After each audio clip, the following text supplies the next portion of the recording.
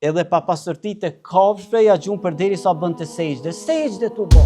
Po Muhamedin a.s. Qëfar po i pache e sulmu? Kur shkojnë Taif, për gjaken me gur, parlamentet, gjykatat, mbledhen, për çka? Për një mbules një gruje. Po qëfar po i ka një bezë që në gjitet në kokë, qëka ndryshon ajo, qëka bën diçka pra pambeturi? Pra sot, parlamentet, gjykatat, mbledhen, për çka? Për një mbules një gruje. Për mbulesën një gruje besimtare.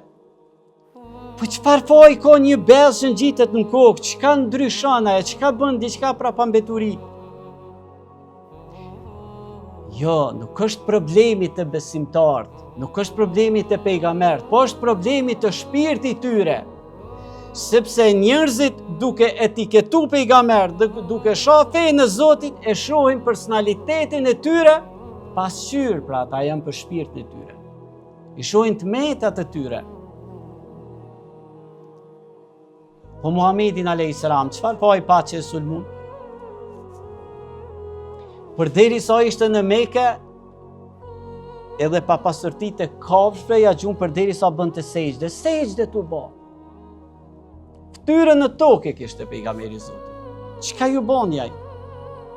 Qëfar po i kishte? Kur shkojnë Taif, për gjaken me gur. Kur shkojnë Medine, organizu në ushtri me shku me vra atje. 400-500 kilometra me shku me vra pejgamberi, se s'po mujnë me bajt, veç pse pe din që është gjallë atje, s'po mujnë me bajt. Ja ty në dhamin, e plagasen, i nxerrën gjakun.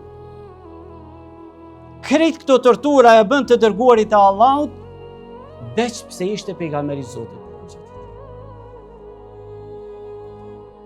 Pra, kështu janë sulmu pejgamberët e Allahut.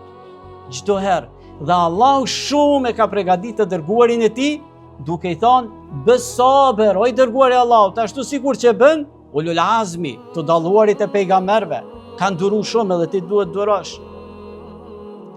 Fasbir ala ma yaqulun wahjurhum hajran jamila. Bë sabër, edhe largohu nga ta me një largim më të mirë.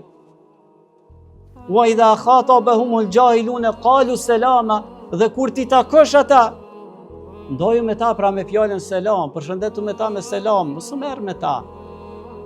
Ky është Islami.